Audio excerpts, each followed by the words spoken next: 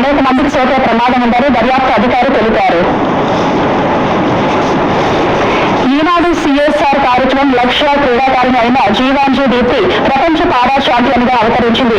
Japan లో జరిగిన ప్రపంచ పారా అథ్లెటిక్స్ లో ప్రపంచ రికార్డును తిరగరాస్తూ T20 400 మీటర్ల పరుగున దీప్తి 55.07 సెకండ్లలో పూర్తి చేసి బంగారు పథకం కైవసం చేసుకుంది.